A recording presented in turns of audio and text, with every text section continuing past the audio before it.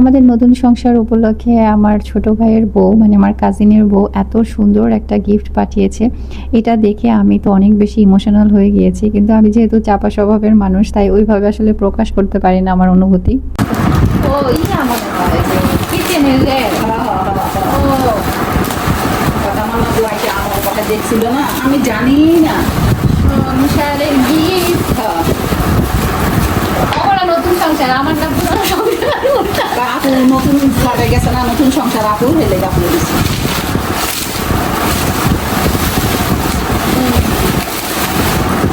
খুব সুন্দর হয়েছে।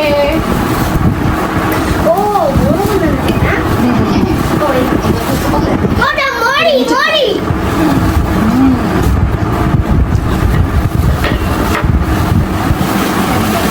ওয়াও, এটা তো খুব সুন্দর।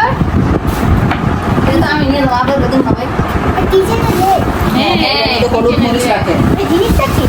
ওয়াও, থ্যাংক ইউ বলো মাকে। Thank you. আমি ভিডিওতে বলো, ভিডিওতে বলো থ্যাংক ইউ মামি। Thank you. বুঝতেছে না আমি কই চলতে। মামি ভিডিও দিব, এটা কার বউকে দিব পরে? আমার এই আমার তোমার বউকে? আমার তোমাকে দিয়ে করব না। হ্যাঁ। আমি আসলে চিন্তাই করতে পারিনি যে আমার ছোট ভাইয়ের বউ এইভাবে আমাকে একটা গিফট দিয়ে সারপ্রাইজ দিবে, তাও আবার সংসারের এত সুন্দর একটা গিফট। বলতেছে যে আপু আলাদা করে এখন সংসার শুরু করেছে, তাই তার সংসার উপলক্ষে সুন্দর একটা গিফট মানে ও পাঠিয়েছে। মানে আমি আসলে ও নিয়ে আসলে মনে হয় আরও বেশি ভালো লাগতো, তো খালাম্মাকে দিয়ে পাঠিয়ে দিছে। তো ভিডিও হয়তো অবশ্যই দেখবে, তুমি অবশ্যই বাসায় আসবা, ঠিক আছে? আর বাকিটা আমি তোমাকে ইনবক্সে বলবো। আর সত্যি অনেক কিউট ছিল আর এত ভালো লাগতেছিল। আর এটা রান্নাঘরে রাখলে দেখা যাবে রেগুলারই আপনারা ভিডিওতে হয়তো আমার দেখবেন। অনেক আপুরে বলেছিলেন রান্নাঘরের জন্য একটা সেলফ নিতে, দেখেন এই যে কত সুন্দর একটা সেলফ চলে আসছে।